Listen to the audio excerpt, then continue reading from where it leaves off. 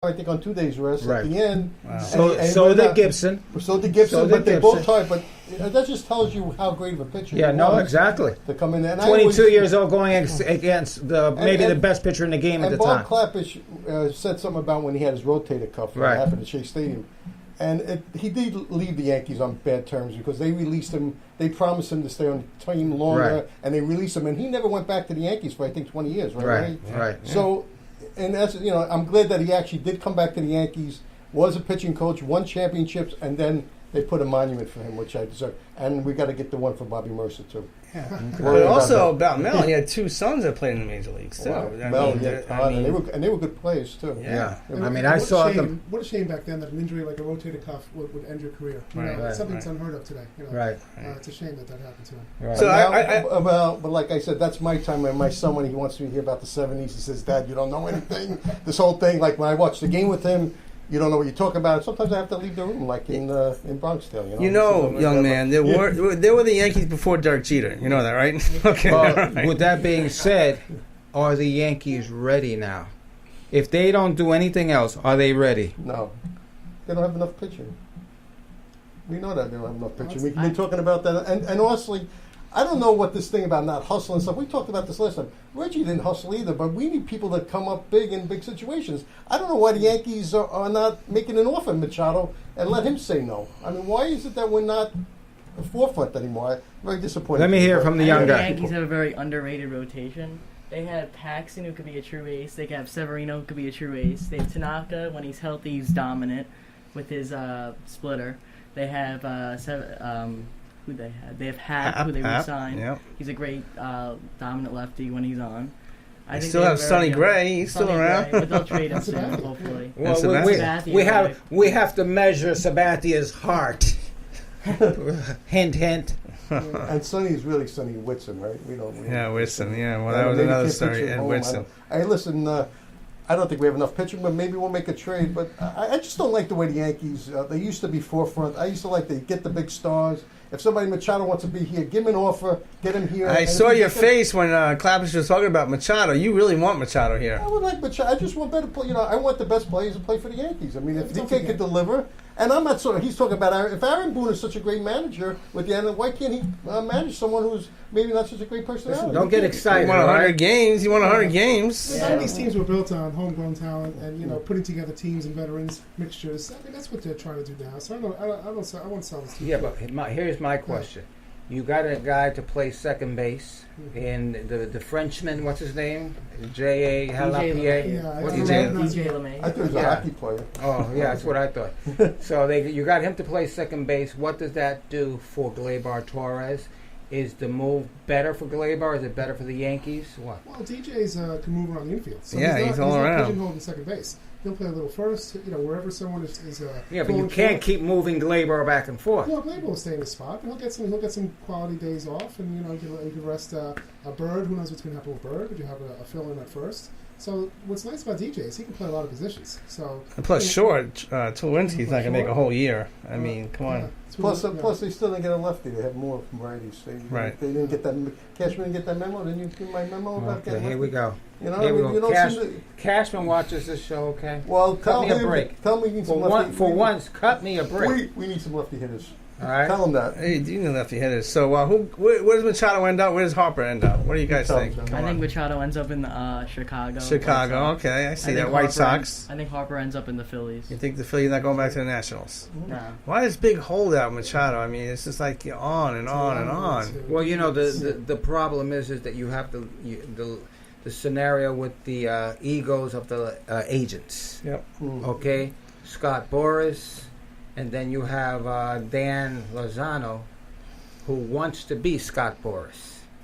Okay, so and these guys forget they're not the ones on the field. The players are the ones on the field. Yep.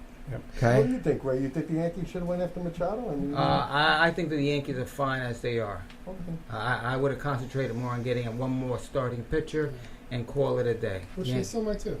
Okay. It's funny because Machado was going to be a Yankee a couple of years ago when they were projecting, they're going to say that in the cap and all this stuff. But all this stuff materialized, and Duhar stepped up, Didi stepped up. We don't really need him. We don't need him. Let's switch gears a little bit of football because we're running out of time. We got the championship games coming up. Who takes it? Well, obviously, out of those two games, it's the Pats and the KC that any New York fan's going to want to tune into. What better than the prospect of seeing Tom Brady and Belichick go down? We all want New England to lose, right, guys? We all okay. Yeah. Sorry, Boston people. And I think KC's a powerhouse. And I think they have a good shot of not rolling through them. Hopefully that'll happen. What about the NFC? Yeah. The Saints, who's got or the Rams? What do you think? The Saints are going to win. Yeah, even the games in New Orleans, I guess. Yeah. Yeah. Got the home field. The Pats remind me of a team that's just like at the end, like the '64 Yankees. They may be on fumes, but they know how to win, and they may just get one more out of it. They do not die. And I tell you, like 4 or 5 weeks ago, the guy makes the best adjustments in the game. So you never. And they're supposed to be below, I think, 10 below zero or something. They're saying that day, like an ice bowl. So imagine the people in the stands. It's going to be crazy. And Gronk is a beast. I mean, you saw some of the blocks that he threw in that last game. From the tight end position, he's just a powerhouse. He's just running guys over. And the rest of that entire offensive line is a powerhouse. But going up against KC, they didn't have a challenge. Right. And what about the new Jet coach? The guy was wonderful, huh? Yeah, from Miami, right? Yeah, there we he's go. Wonderful. Like Gaze. Another 50 years. The Mets of football. Well, that's it. The Jets they got their money. They got the quarterback, right? They got the draft picks, so we got a shot at this thing. Yeah. But I feel that if they got a new coach, that the GM should have went to. I wanted a new GM also. You're hard, Gil. I like you. Yeah, but the GM didn't pick Bowles, so now it's his chance with his coach. The Jets, the new guy, even McCarthy, he wanted to take his own coaches. What's wrong with that? Right. So they said, I mean, I want a guy to bring his own coaches in because who would not say, management, look, the Jets have been doing this for 50 years.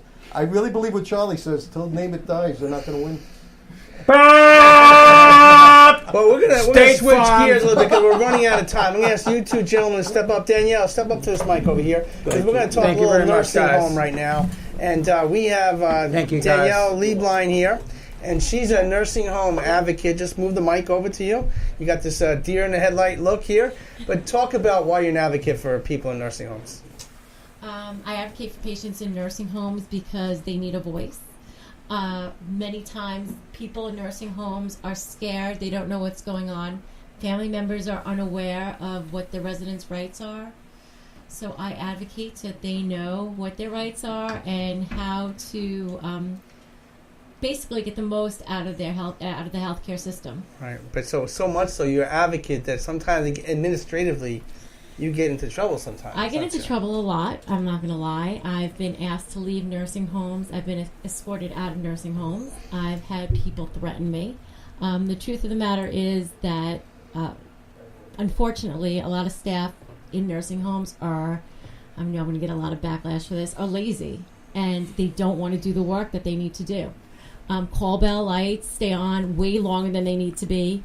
People congregate in the hallway and talk about what they watched on TV last night instead of attending to somebody.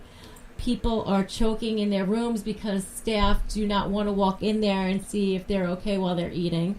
People lose weight. People get pressure ulcers. This is all because the staff is not doing their job.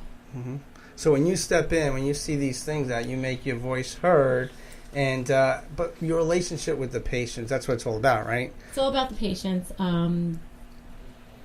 It's always about the patients. And if we can get more staff members who actually feel that way, nursing homes can be a really beautiful place to be, whether it's for short-term rehab or it's to actually live out the rest of your life. But we need people in nursing homes who actually want to be there. Right. Not somebody who goes in there because they need a paycheck and they want to be part of a union and because they want to get their time off or whatever it is. They need to want to be there for one reason and one reason only, and that is for the resident. Right. Right. And what's the secret to your success connecting with each resident there? Listening to them. They really just want to be heard.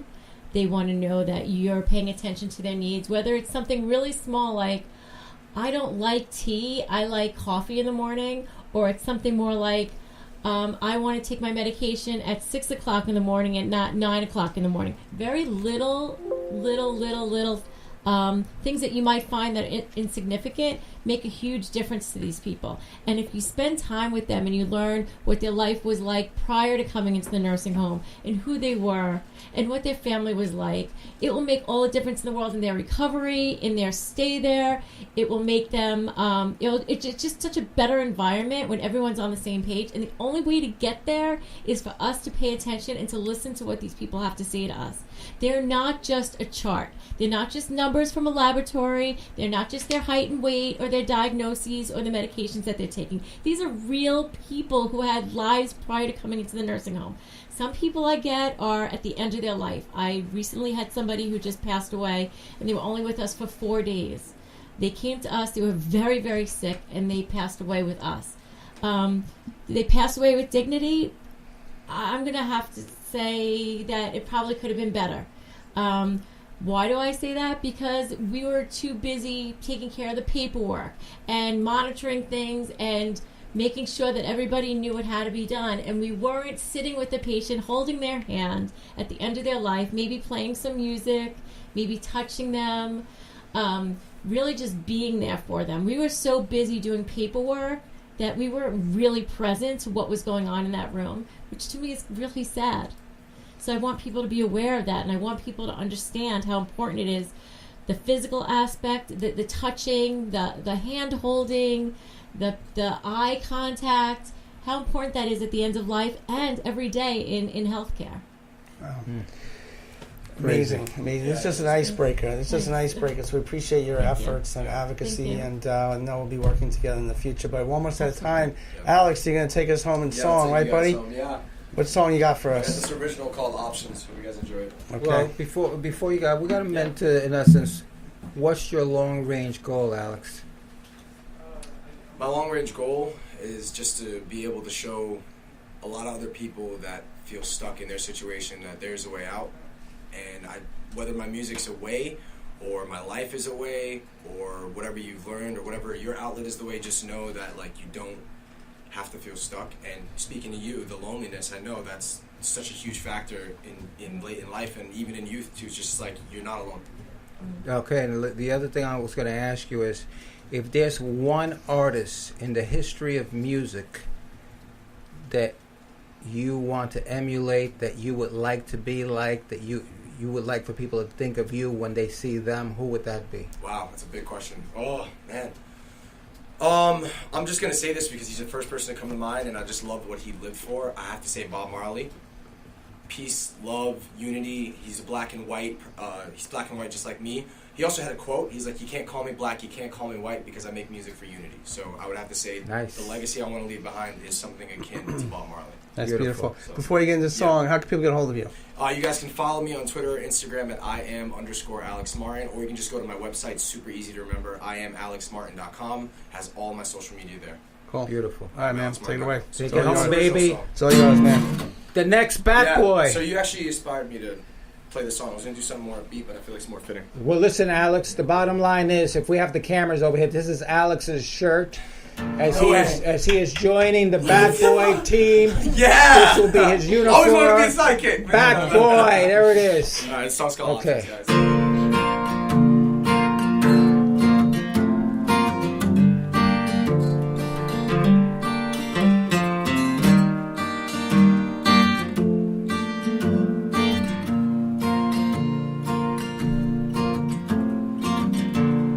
What if I told you I was wrong? Would it make everything right? 'Cause I'm running out of time. The options to make up your mind. And I never wanna do you harm, but this just all seems wrong. And these times are proven tested, and I'm trying to best them myself. And I'm gonna love you until the break of dawn. And I'm gonna prove it with this soothing song.